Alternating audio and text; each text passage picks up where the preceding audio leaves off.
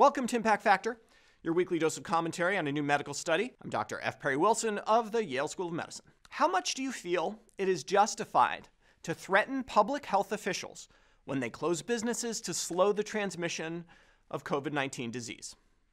My reflexive answer to this question, which was posed at multiple pandemic time points to a nationally representative sample, was a quick never. We shouldn't be threatening anyone, whether or not they're a public health official. But as you may have guessed, my reflexive answer is not exactly representative of the U.S. population currently, whose antagonism to public health officials has risen, and not entirely among the people you might expect.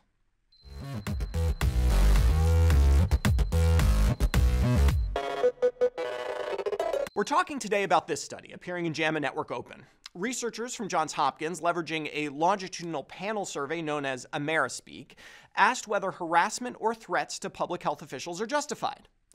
The results are honestly pretty depressing. Let me give you the highlights.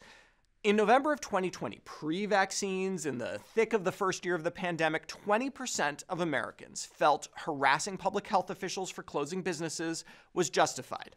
15% thought threatening them was. By July and August of 2021, post-vaccine, when, I will remind you, no public health officials really were closing businesses, those numbers went up even higher to 25% and 21% respectively. Threats against these individuals were common. Anthony Fauci received multiple death threats, one of which led to an arrest. And though I am not a public health official, I suppose I face the public a bit more than most docs, and my inbox is routinely graced with letters like this, which I summarily delete and do my best not to think about again. The characteristics of those who felt threats were justified were fairly revealing. In November of 2020, in the Trump era, more Democrats than Republicans felt it was okay to threaten public health officials. These results largely flipped by August of 2021, 8 months into the Biden presidency. This is intriguing, as many of the public health officials that one could consider threatening haven't actually changed over time. Sure, we have fewer Scotts Atlas right now, but we have just as many Anthony's Fauci. This speaks to the overt politicization of public health in the pandemic era, an incredibly frustrating development, one that we seem to have been completely unprepared for, and one that I'm not sure we can recover from. Of course, in terms of single traits predicting support for threatening public health officials, the single most powerful factor was trust in science. By 2021, nearly 50% of individuals who, when asked whether they trusted science, reported not much or not at all, said threatening public health officials was justified. I have to take a bit of an aside here to say that I personally don't really like the question, do you trust science? It's the type of question that sounds totally clear when you ask it. Sure, I trust science. And then the more you think about, the more you're not sure exactly what it means. I trust the scientific method, certainly, the practice of discovering new knowledge through experimentation and unbiased observation.